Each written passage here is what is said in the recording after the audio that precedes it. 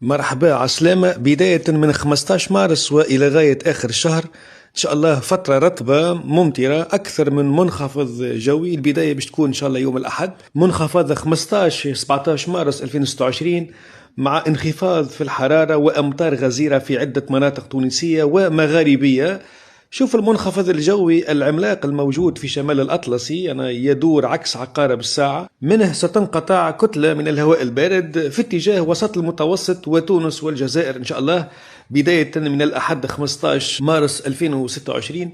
شوفوا التيار النفاث النازل من المناطق القطبية يحمل معه كتل من الهواء البارد، شوفوا عبر الأجواء البريطانية الفرنسية الإسبانية وفي اتجاه وسط المتوسط وتونس. شوفوا نزول المنخفض الجوي وانقطاعه على تونس، شوفوا حرف الآل يتمركز على خليج جابس. النزول باش يكون عبر تبرقة، عبر الكاف، جندوبة، القصرين، ثم بقية المناطق التونسية الشمالية والوسطى والجنوبية، ثم يتوغل في خليج جابس ويسير تيارات جنوبية شرقية شلوق في اتجاه السواحل الشرقية التونسية وفي اتجاه بقية المناطق التونسية.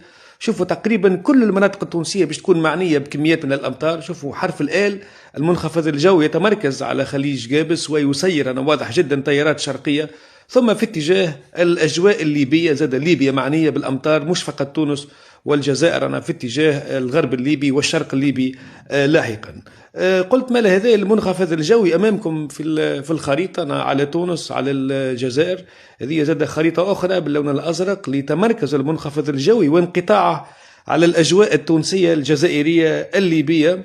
النموذج الأوروبي متوسط المدى كما تشاهدون هنا باللون الأخضر يضع تونس والجزائر وأجزاء زاد من ليبيا أمطار أعلى من المعدلات. شوفوا أنا واضح جدا الأيام القادمة خاصة أيام 15-16 مارس 2026، كذلك أسبوع 16-23 مارس 2026. وشوفوا زاد حتى الأسبوع الأخير من شهر مارس زاد إن شاء الله فما كميات أخرى من الأمطار. كما قلت فترة رطبة النصف الثاني من شهر مارس. شوفوا مختلف الخرائط، تونس، الجزائر، ليبيا، كيف زاد حتى بقية الدول المتوسطية، جنوب فرنسا، إسبانيا، إيطاليا. شوفوا زاد هنا ليبيا تقريبا أجزاء شاسعة من الشمال الليبي، الغرب الليبي والشرق الليبي زاد باش يكون معني بالأمطار ممكن بداية من يوم الاثنين 16 وخاصة يوم الثلاثاء بعد ما ينزل المنخفض من تونس في اتجاه ليبيا. شوفوا زاد شمال الجزائر وأجزاء زاد شاسعة من الجزائر. شوفوا زاد خرائط أخرى من النموذج الذكاء الاصطناعي يضع تونس والجزائر وليبيا تحت الأمطار الغزيرة لعدة أيام. كما قلت هذه خرائط فترة 15 إلى ممكن 25-26 مارس مع منخفض أول 15-16-17 مارس 2026، ثم منخفض آخر بعد يوم 20 ربما يكون بالتوازي مع أيام عيد الفطر والأيام الموالية. شوفوا الألوان الحمراء والوردية والبرتقالية والصفراء يعني ألوان الأمطار الغزيرة. نعطيكم أكثر تفاصيل طبعا لاحقا عن كميات الأمطار تحديدا. اللون الأزرق هنا يشير لحرارة دون المعدلات على تونس، على الجزائر، على ليبيا، على المغرب. شوفوا توغل الكتل الهوائية الباردة على شمال أفريقيا ومنها تونس.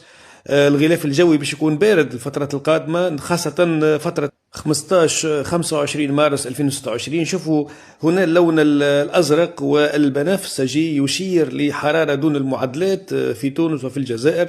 شوفوا زاد هنا اللون الأخضر والأزرق والبنفسجي حرارة دون المعدلات. شوفوا في جنوب تونس مثلا ربما دون حتى 10 و12 درجة تحت معدلات شهر مارس. شوفوا مثلا درجتين 3-4 درجات فقط في ولاية القصرين. كيف زاد في مرتفعات مكثر، مرتفعات الكاف 4-5-6 درجات كحرارة قصوى. يوم الاثنين كيف زاد حرارة منخفضة 4-5-6-7 درجات في مرتفعات تالا والقصرين ومكثر. كيف زاد يوم الثلاثاء زاد حرارة منخفضة تقريبا فترة 15 إلى 17 مارس 2026 باش تكون فما حرارة منخفضة. شوفوا حتى في الصحراء التونسية وفي الغرب الليبي يعني حرارة باش تكون منخفضة. هام جدا ربما نسجل كميات من الثلوج على مرتفعات تالا والقصرين، فوسانة، عين جنان، مكثر، كسرى، ممكن حتى الكاف يوم الأحد والاثنين 15 16 مارس في الحقيقة مش ديما نسجلوا ثلوج في شهر مارس، يعني أحداث ظواهر نادرة، ولكن هذا يقعد محتمل كما قلت نهار الأحد نهار الاثنين. هذه فكرة عامة عن توقعات الأمطار والثلوج إن شاء الله النصف الثاني من شهر مارس. نعطيكم أكثر تفاصيل عن توقعات منخفضة